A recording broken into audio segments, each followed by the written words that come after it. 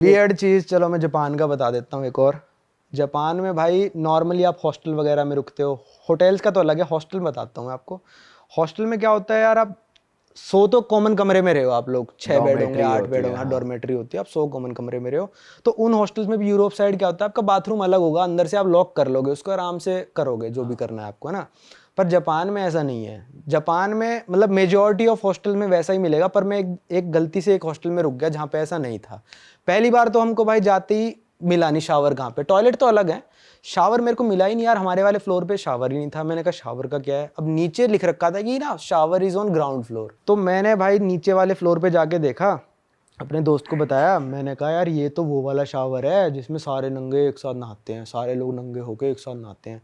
कह रहा साले चल ऐसा थोड़ी ना होता, पैसे दे रहे हैं हम हॉस्टल के, थोड़ा ना सबके साथ नहलाएंगे। मैंने कहा ऐसा ही है, वो खुद देख के गया, कह रहा भाई मैं तो नहीं नहा रहा। फिर हमको 3-4 दिन उसी हॉस्टल में रुकना था, मैंने कहा अब तो नहाना पड़ेगा भाई, अब कुछ नहीं हो सकता।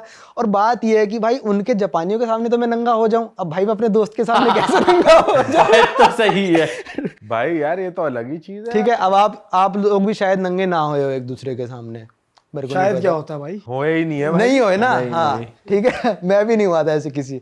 तो मेरा दोस्त कह रहा भाई शर्म तो बहुत आ रही है, कह रहा पर मैं चश्मा लगाता हूँ। दोस्त कह रहा चश्मा उतार दूंगा, मेरे को तो सब धुंधला दिखेगा, मेरे लिए तो सब बराबर है, तू देख लियो अपना, तेरे को दिखता रहेगा सब कुछ। तो भाई हम हिम्मत करके चले गए वहाँ पे। अब ऐसा वहाँ पे ये कमरा है जैसे, ठीक है, 3 दीवार है ना इसकी, तो ऐसे नलके लगे हुए हैं हर 2-2 फुट पे, उसमें से गर्म पानी आएगा, ठंडा पानी आएगा, वहीं पे आप अपना सोप लेके बैठ जाओ, या फिर सोप का वो लगा रखा होता है। तो चारों तरफ बंदे पार्टी डाल रखी है, पार्टी मतलब बैठने का, तो बैठने का बना रखा है। बैठो वहाँ पे, मग्गा आपको मिलेगा, मग्गे से डालते रहो पानी, और सब लोग ऐसे बैठ के नहा रहे हैं ऐसे। और अगर आपको शावर लेना है तो शावर लाइन से लगे हुए, उस शावर के नीचे जाके खड़े हो जाओ, और साइड में बंदा नहा रहा है आपके, मान लो 6 इंच दूर। पर्दे भी नहीं है, शावर पर्दे भी नहीं है, नहीं पर्दे सामूहिक स्नान। और ये कॉमन वॉशरूम है मेल फीमेल का या फिर सिर्फ मेल?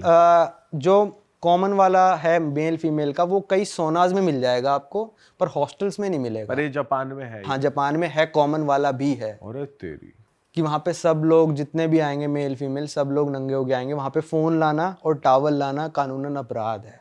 एक छोटा सा टावल देते हैं वो, अगर आपको ज़्यादा ही शर्म आ रही है तो यहाँ पे रख के बैठ जाओ, पर आप मतलब वो टावल को ऐसे ऐसे करके आना पड़ेगा जैसे आप छुपा के आओ। ये तो लुच्ची पंती चल रही है भाई वहाँ पे, तो सरासर बदतमीजी हुई। और नहीं वहाँ पे लोगों को मतलब नहीं यार किसी से भी, अपना आके बैठेंगे, रिलैक्स करेंगे और चले जाएंगे, वो कुछ नहीं मतलब रखते एक दूसरे से। तो भाई अगर कोई जापान जा रहा है, कोई इंडियन हमारा व्यूअर, तो वो मेक श्योर करे ऐसे हॉस्टल में जाए जहाँ पे ये ना हो, और पहले से पहले मतलब इंक्वायरी करके जाए। अगर किसी को एक्सपीरियंस ही करना हो, नंगा ना होगा जापानियों के साथ, तो भाई अगर हाँ तो देख लो भैया अपने रिस्क पे। पर ओपन माइंड ठीक है, अच्छी बात है, इतना भी ओपन माइंड नहीं होना चाहिए। जो नॉर्मल हॉस्टल है ना, जैसे आप नॉर्मल हॉस्टल में रुकोगे, कुंडी तो लगाने का होता है, उनके कुंडी लगाने का नॉर्मल हॉस्टल्स में भी नहीं होता है। आप नहा रहे हो, कोई दरवाजा खोल सकता है आपका, अच्छा सीधी सी बात है वहाँ पे। तो वो सोनास बहुत कॉमन है वहाँ पे, जो नंगे होने वाले सोना है। उसमें क्या होता है, अंदर जो चल रहा होगा भाई बिल्कुल गर्म पानी होगा, बिल्कुल उबलता हुआ पानी, आप उसमें बैठना पड़ेगा आपको, बहुत ही गर्म, मैं तो बैठ ही नहीं पाया था, इतना इतना गर्म होता है। और बाहर जो होगा, बाहर गिर रखी होगी बर्फ, या फिर उन्होंने कर रखा होगा बिल्कुल चिल्ड पानी, बर्फ वाले एरिया में जाओगे, बाहर बर्फ पड़ रखी होगी, गर्म पानी से आओ, कूद के उसमें घुस जाओ। तो जापानी यही करते रहते हैं, नंगे नंगे घूमते रहेंगे। तो गर्म सर्द और हो जाएगा, गर्म सर्द नहीं, वो कहते हैं अपने शरीर के लिए बहुत अच्छा है, और ये सिर्फ जापान नहीं करता, फिनलैंड जैसे देश भी करते हैं और इसको बहुत अच्छा मानते हैं। फिनिश सोना कहते हैं इसको, अगर आप जाओ तो, मैंने करा था फिनिश सोना में। क्या होता है वहाँ पे, मतलब ऐसा होता है कि आप सोना में गए, सोना जो नॉर्मल होता है उसमें बिल्कुल गर्म, भाई इंडिया के सोना बिल्कुल गर्म नहीं होते, वो बिल्कुल ऐसा गर्म कि आप बैठ नहीं सकते, पर बैठना पड़ेगा आपको, बैठे। और ये सिर्फ सर्दियों में होता है, वहाँ पे जब -10-20 डिग्री टेम्परेचर हो जाता है, लेक में होएगा या फिर नदी में होएगा, जो जम रखी है उसका थोड़ा सा हिस्सा तोड़ देते हैं, वो अंदर से पानी निकल आता है, तो आप पूरे गर्म हो गए, आप भागते भागते आओगे बाहर, और उस बिल्कुल चिल्ड -5-7 डिग्री वाले पानी में कूद जाओगे। वहाँ पे लड़कियां भी साथ में कूदती हैं, आप भी, पर यूरोप में थोड़ा ऐसा है कि कपड़े पहन के कूदते हो, जापान की तरह नहीं है। पर उसमें बीमार नहीं होते? बीमार नहीं होते, वो कहते हैं बॉडी के लिए अच्छा होता है, और हम हर हफ्ते करने आते हैं अपने परिवार के साथ ये चीज़। और आप घुसोगे ना अंदर भाई, मतलब वहाँ पे ज़्यादा से ज़्यादा 15-20 सेकंड आप टिक पाओगे मैक्सिमम, बोल दिया है मैंने। पहली बार तो जब मैं गया था मैं कह रहा भाई नहीं हो पाएगा, पर जब मैं घुसा मज़ा बहुत आया। 3 डुबकियों के बाद, मतलब 3 बार अंदर बाहर किया ना मैंने, उसके बाद जब मैं गाड़ी की तरफ चल के जा रहा था ना, ऐसा लग रहा था हल्का हो गया पूरा शरीर, रिलैक्स हो गया सब कुछ, तो मेरे को सर्द गर्म भी नहीं हुआ था भाई। भाई यार ये तो बहुत तगड़ी बात बताई। सर्द गर्म नहीं होएगा आपको, वहाँ पे यूरोप में, यूएसए में, जापान में तो आपके साथ क्या करेंगे, जो पानी दे के जाएगा ना वेटर, उसमें बर्फ़ होगी। बर्फ़ के बिना पानी नहीं पीते वहाँ पे लोग। आप पी लोगे? नहीं पियेंगे। हम देखो यहाँ पे पानी जो रखा है ये नॉर्मल पानी है बिना बर्फ़ के, तो वहाँ पे पानी भी बर्फ़ वाला पीते हैं। और भाई वहाँ की ना मुझे लगता है हवा भी थोड़ी साफ होती है, तो साफ हवा गला है, बिल्कुल। पकड़ता नहीं इतना। यहाँ पे आप जो थोड़ा सा कुछ कर लो तो यहाँ की हवा भी इतनी पॉल्यूटेड है कि आपका गला पकड़ा ही जाता है। भाई वहाँ तो बिल्कुल ही, मतलब मैं यूएसए में जब गाड़ी चला रहा था ना, मानोगे नहीं, मेरे को 40 किलोमीटर दूर जो पहाड़ है वो दिखने लग रहा है कि वो 40 किलोमीटर दूर है, क्योंकि मैंने नापा था गाड़ी चला के कि कितना दूर है वो। भाई इससे पहले हम आगे बढ़े, मैं पूछना चाह रहा हूँ, आपने टी शर्ट कौन सी पहनी? काफी अच्छी लग रही है। भाई ये है रियल इट वालों की बी रियल। बी रियल दोस्तों। और यहाँ है उरा तेरी, वहाँ है भूत से डर नहीं लगता इंसान से लगता है। प्रणाम, मैं हिंदू हूँ। आपको हमारे डिज़ाइंस पसंद आ ही रहे होंगे, तो आप इनको खरीद सकते हो रियल हिट स्टोर से। और उसका लिंक डिस्क्रिप्शन में है, नीचे भी आ रहा है, जाओ जाके चेकआउट करो और जो पसंद आए शॉपिंग करो बढ़िया तरीके करो से। यार, उरा तेरी कह दे। रात ले। अच्छा भाई, मैं आपसे पूछना चाह रहा हूँ, आपने एक सीन बताया था कि आप गलती से अनजान तरीके से एक ड्रग कार्टेल की कोई बंदी थी उसके घर चले गए थे। वो थोड़ा किस्सा बताओ यार, वो क्या किस्सा था? भाई वो हुआ था हमारे साथ टोंगा में। ये एक देश है जो मतलब राजा राज करता है, और पैसिफिक ओशियन में छोटा सा देश है बिल्कुल, टोंगा करके। तो यहाँ पे मैं अपने दोस्त के साथ गया था। तो भाई हम एयरपोर्ट पे उतरे तो सारे होटल्स फुल थे जो ऐप पे दिखा रहा है, और जो अवेलेबल होटल दिखा रहा है 5 स्टार होटल दिखा रहा है बस।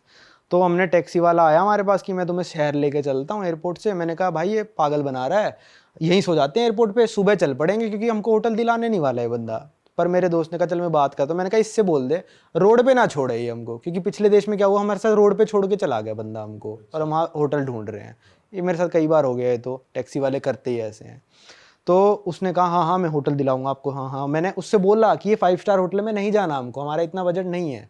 तो जाके खड़ा कर दिया उसने उसी होटल पे 5 स्टार पे। हमने कहा नहीं है भाई इतना नहीं है। तो फिर वो ट्राई कर रहा है वो बंदा कि होटल मिल जाए हमको, पर मिल नहीं रहा होटल।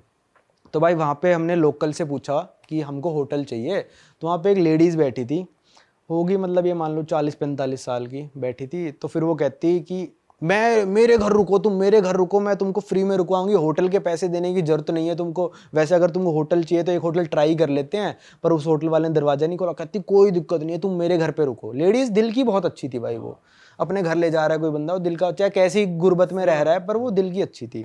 तो मैंने कहा यार कितना सही लेडीज़ है ये, चल भाई चलते हैं इसके घर चलते हैं। तो भाई हम उसके घर गए। एक दरवाज़ा सा लगा, जैसे भूतिया नहीं होता, भूतिया बड़ा सा लोहे का दरवाज़ा लगा है, उसमें ऐसे लगे हुए हैं सरिये से, वैसा दरवाज़ा था। अंदर एक घर बना हुआ है, और साइड में एक घर है, जैसे कि मान लो एक कंटेनर होता है, शिपिंग कंटेनर टाइप, वैसा लकड़ी में बना हुआ है उसका घर, ज़मीन से 2-3 फुट ऊपर है। तो भाई वो कहती यहाँ रहना है। मैंने कहा भाई ये तो गंदे फंस गए हम, इसके अंदर तो पक्का है, पता नहीं क्या क्या करती होगी। उस टाइम तक वो लेडीज़ हमको बता रही थी मैं सिक्योरिटी ऑफिसर हूँ, 5 मिनट बाद बोलती मैं पुलिस वाली हूँ। फिर वो हमको घर के अंदर ले गई। भाई घर के अंदर घुसते ही, मेरा दोस्त हट्टा कट्टा था परमवीर, तो भाई घर घुसते ही वो फट्टे टूटे हुए नीचे के। भाई उसने तो पैर रखा, वो 100 से ज़्यादा किलो का आदमी, उसका तो पैर सीधा नीचे गया। मैं हंसू ही हंसू, मेरे को लगा साले का पैर टट्टी में जाके गिर गया। परमवीर भाई के साथ ये हो गया। भाई होता ही ऐसे है कि आप कहीं जाओगे ऐसे एरिया में, स्लम में, आपको ऐसा ही लगेगा आपका पैर टट्टी में जाके गिर गया। मैं हंसू ही हंसू, भाई इससे पहले थॉट नहीं आया कि हमें यहाँ से निकल जाएं, चले जाएं यार ऐसे ना, आपकी कोई मदद कर रहा है ना, तो एकदम से आप उसको भाग नहीं सकते वहां से यार, उसको अजीब लगेगा उस बंदे को। हम थोड़े दिल के अच्छे बंदे हैं ना, तो ऐसे आप, ऐसा लगा कि भूतिया गेट सा है ये वो, इस टाइप नहीं यार वो चल रही है, अब मेरे साथ हट्टा कट्टा बंदा भी है, भूत भगा देगा यार वो। तो मैंने कहा चलो कोई नहीं। तो भाई अंदर लेके गई। भाई वहाँ पे ड्रग्स, दारू, सिगरेट सब बड़ा है, और बेड ऐसा भाई, वो मैं आपको विजुअलाइज करा ही नहीं सकता, इससे गंदा बेड हमने देखा नहीं होगा, पर हमने रिकॉर्ड करा।